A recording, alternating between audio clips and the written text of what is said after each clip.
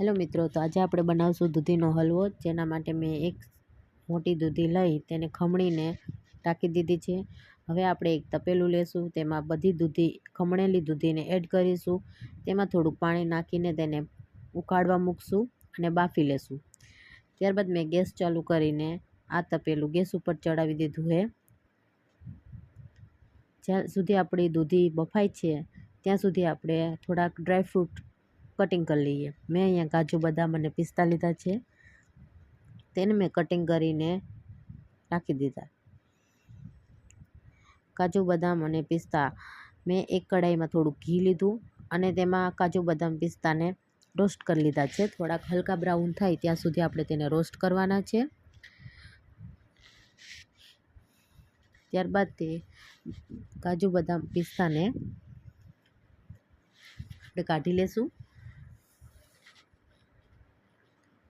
અને તેમાં આપણી ખમણેલી દૂધીને એકદમ પાણી નીચવીને તેમાં એડ કરી દેશું અને તેને પણ હલાવશું થોડીક વાર। પછી તેમાં આપણે ખાંડ નાખશું, 1 કપ દૂધ ઉમેરી દઈશું અને તેમાં સાથે એલચી પાવડર પણ નાખી દઈશું। હવે તેને હલાવતા રહેશું આપણે સતત।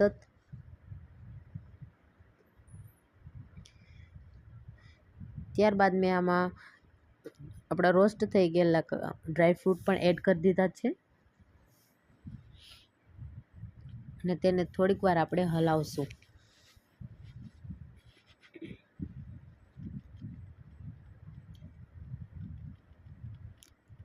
રોસ્ટ થઈ ગયેલા ડ્રાયફ્રૂટનો સ્વાદ દૂધીના હલવામાં ખૂબ જ સરસ આવે છે। ત્યારબાદ મેં થોડોક ફૂડ કલર લીધો છે અહીંયા, જે ઓપ્શનલ છે, તમારે ન લેવો હોય તો પણ ચાલે,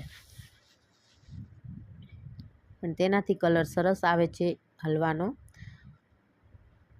ત્યારબાદ આપણે તેને અહીંયા ચલાવતા રહીશું જ્યાં સુધી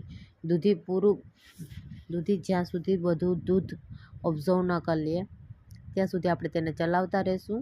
બધું જ દૂધ બળી જાય ત્યાં સુધી આપણે તેને ધીમી આંચ ઉપર હલાવતા રહીશું। ગેસની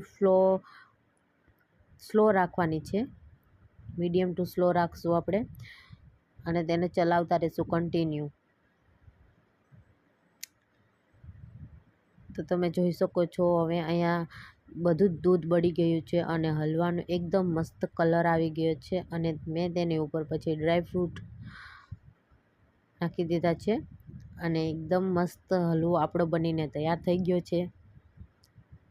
તમે જોઈ શકો છો મારો દૂધીનો હલવો તૈયાર છે। તો ચાલો ખાવા।